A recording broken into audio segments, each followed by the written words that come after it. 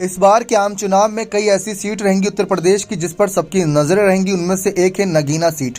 फिलहाल इस सीट को लेकर चर्चा ये थी कि बसपा यहां से आकाश आनंद को कैंडिडेट बना सकती है, जबकि यहां से बसपा ने एक ऐसे नाम का ऐलान किया जो कि कहीं ना कहीं सभी के लिए चौंकाने वाला रहा।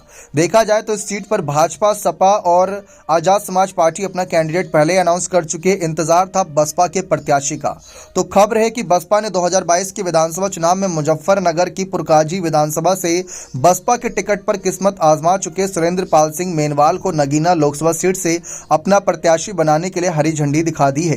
फिलहाल मायावती ने इस नाम पर मोहर लगाई या नहीं लगाई, उनके ऐलान का इंतजार बाकी है।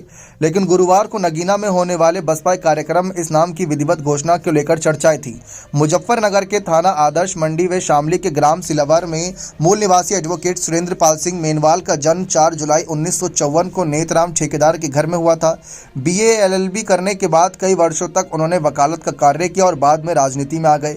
वर्ष 2020 में सुरेंद्र पाल सिंह ने स्नातक मेरठ खंड से MLC व वर्ष 2022 में बसपा के टिकट पर पुरकाजी विधानसभा से किस्मत आजमाई। हालांकि दोनों ही चुनाव में उन्हें जीत नसीब नहीं हुई। सुरेंद्र पाल सिंह मेनवाल ने दावा किया कि बसपा सुप्रीमो ने उन्हें नगीना लोकसभा सीट से लड़ने का आशीर्वाद दे दिया है। इसकी जल्द ही घोषणा होगी और इस पर तमाम चर्चाएं भी जारी हैं।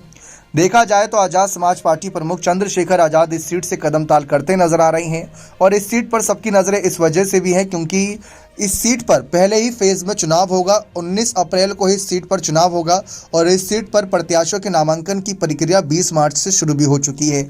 अब एक तरफ चंद्रशेखर आजाद के खिलाफ चर्चा थी कि बसपा क्या यहां पर अपने ही अगले उत्तराधिकारी यानी आकाश आनंद को आगे करेगी या नहीं, क्योंकि कहा यह जा रहा था कि ये बसपा के खेमे की ही सीट मानी जाती है।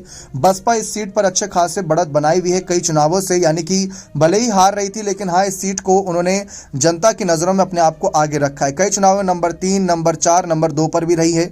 तो जिस तरीके से पिछली बार ये सीट बसपा ने सपा और RLD गठबंधन के सहारे जीती थी, 1,66,000 मेजोरिटी यानी कि बहुमत पाया था गिरीश चंद्रा ने, तो इतना आसान नहीं रहेगा सपा, भाजपा और आजाद समाज पार्टी के लिए सीट पर जीत हासिल कर पाना।